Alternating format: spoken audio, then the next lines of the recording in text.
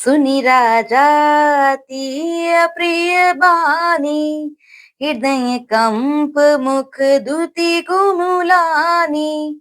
चौथी पन पायं सुत चारी, विप्र बचन नहीं कहेहु बिचारी। अर्थात इस अत्यंत अप्रिय वाणी को सुनकर राजा का हृदय कांप उठा और उनके मुख की कांति फीकी पड़ गई। उन्होंने कहा, हे ब्राह्मण, मैंने चौथे पन में 4 पुत्र पाए हैं। आपने विचार कर बात नहीं कही। मागहु भूमि धेनु धन कोसा, सर्बस देऊ आजु सहरोसा। देह प्राण ती प्रिय कछु नाही, सो मुनि देऊ निमिष एक माही। अर्थात, हे मुनि, आप पृथ्वी, गौ, धन और खजाना मांग लीजिए। मैं आज बड़े हर्ष के साथ अपना सर्वस्व दे दूंगा। देह और प्राण से अधिक प्यारा कुछ भी नहीं होता। मैं उसे भी एक पल में दे दूंगा। सब सुत प्रिय मोहि प्राण की नाई, राम देत नहीं बनई गोसाई।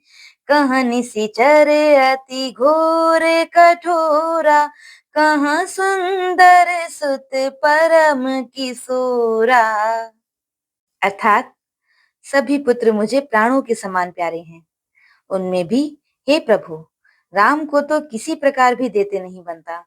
कहाँ अत्यंत डरावने और क्रूर राक्षस, और कहाँ परम किशोर अवस्था के बिल्कुल सुकुमार मेरे सुंदर पुत्र।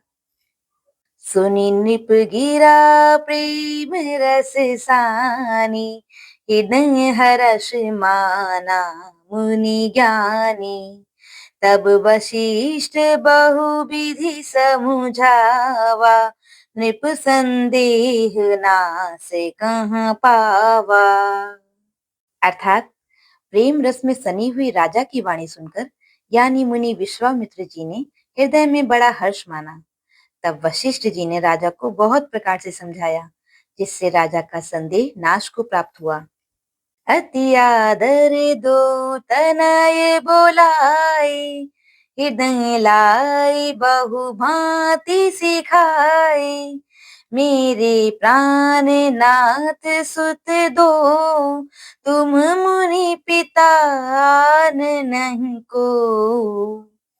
अर्थात राजा ने बड़े ही आदर से दोनों पुत्रों को बुलाया और हृदय से लगाकर बहुत प्रकार से उन्हें शिक्षा दी। फिर कहा, हे नाथ, ये दोनों पुत्र मेरे प्राण हैं। हे मुनि, अब आप ही इनके पिता हैं, दूसरा कोई नहीं। सौंपे भूप ऋषि सुत, बहुविधि देई असीस। जननी भवन गए प्रभु, चले नाई पद शीस। चले नाई पद शीस। अर्थात राजा ने बहुत प्रकार से आशीर्वाद देकर पुत्रों को ऋषि के हवाले कर दिया।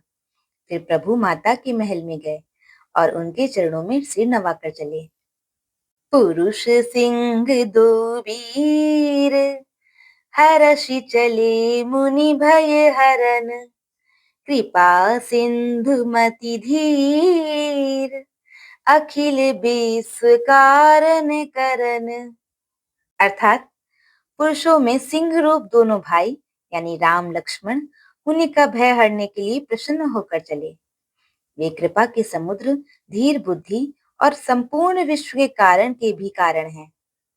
बोलो सियावर रामचंद्र जी की जय।